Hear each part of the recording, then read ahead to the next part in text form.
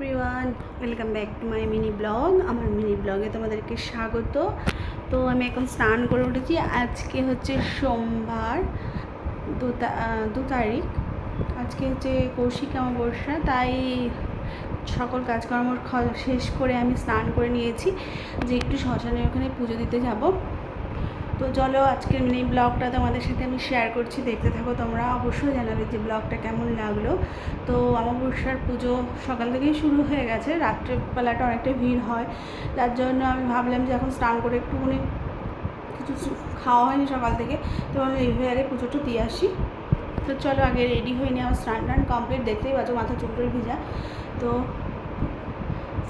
Ready হয়নি, আমি শাড়িটা পরে নিয়েছি এখন, আর বাদ বাকিগুলো রেডি হয়ে তারপরে তোমাদের দেখাবো।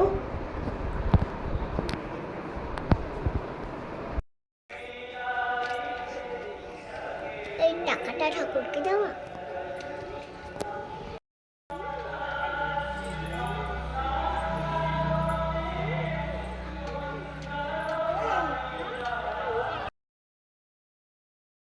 তো শ্মশানটা আমাদের বাড়ি থেকে বেশি দূরে না, মিনিট 2-এর পথ, তাই আমি হেঁটে হেঁটেই যাচ্ছি।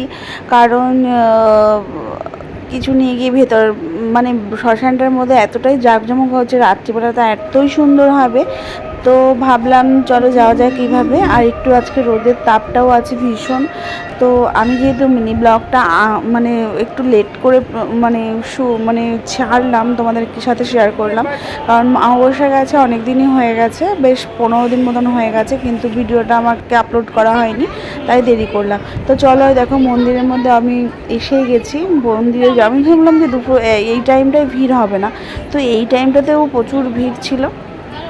আমি যাওয়ার সময় লাইন পাইনি, কারণ অলরেডি এত লোক মানে করেছে, আমি আর দাঁড়িয়ে আছি। তো তোমাদেরকে একটুখানি দেখিয়ে দিই ভেতরের অবস্থা। এত পরিমাণে ভিড়, আর প্রচুর ভিড় হয়, প্রচুর। রাত্রির টাইমটা তোমাদেরকে দেখাবো, শেয়ার করব। রাত্রিবেলা আমার একটা ভান্ডারার ছিল, সেখানে মানে ভান্ডারার দেওয়ার একটা উদ্দেশ্য আছে, সেখানেও দেখতে পাবো। রাত্রিবেলা তো তোমাদেরকে দেখাবো। প্রচুর ভিড় হয়, প্রচুর ভিড় এই শ্মশানটাতে প্রত্যেক অমাবস্যায়। খুব ভালো লাগে, এবারটা আমার প্রচুর ভালো লেগেছে, প্রচুর।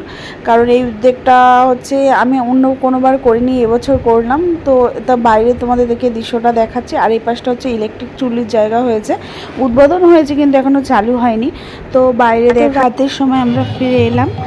তো পুজোতে আমি তখন সকালে চলে গেছিলাম, তারপর আর শ্যুট করা হয়নি। বিকালবেলা এখন ভান্ডারের সময়, বিকালবেলা তো প্রচুর লোক হয়। দেখো আমি এই কোল্ড ড্রিঙ্কসগুলো লজেন্স বিতরণ করেছিলাম।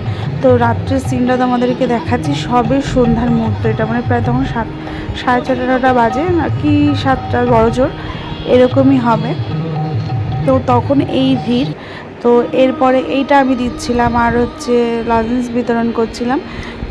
আর এখান থেকে প্রত্যেকটা সংস্থাই কিছু না কিছু মানুষের উদ্দেশ্যে দেয় ঠাকুরের অমাবস্যা দিন। তো ধীরে ধীরে দেখো অনেকটা ভিড় হয়ে যাচ্ছে, এরকম আরও প্রচুর ভিড় হবে। প্রত্যেকটা মানুষ হচ্ছে এর মানে পাশে এসে দাঁড়ায় এই পুজোর সময়। প্রত্যেকটা সংস্থা, মা তারা সংস্থা, যেমন আমাদের জন্য মা তারা সংস্থা, আমাদের তার পক্ষে আমরা, আর হচ্ছে এরকম সব রকমের ধরনের সংস্থা আছে, যারা কিছু না কিছু মানুষজনকে বিতরণ করছে। মানে বিতরণ বলতে মায়ের উদ্দেশ্যে যারা শরণার্থী আসছে তাদেরকে কিছু কিছু বিতরণ করা। এটা করতে পেরে আমি নিজেকে খুব ধন্য মনে করেছি। আমার তো খুবই ভালো লেগেছে এটা করতে পেরে এবছর। তো খুবই ভালো লাগছে। আর তোমাদেরকে ভিড়টা দেখবে, মানে অগন্তিক মানুষ, মানে কত বলবো, লাখ লাখ মানুষ এই দিনটাতে এত পরিমাণে ভিড় হয়। দিনটা মনেই হয় না যে এখানে একটা হচ্ছে শ্মশান আছে বা কিছু আছে, মনে হবে যে এখানে একটা পুজো হচ্ছে। পুজো তো হচ্ছেই বটে, কিন্তু এত ভিড় তোমরা যদি নিজের চোখে না দেখো বিশ্বাস করতে পারবে না।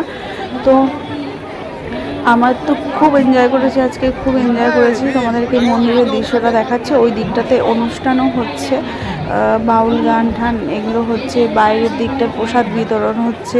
এটা মন্দিরের সামনের দিকের দৃশ্য, খুবই ভালো লাগছে।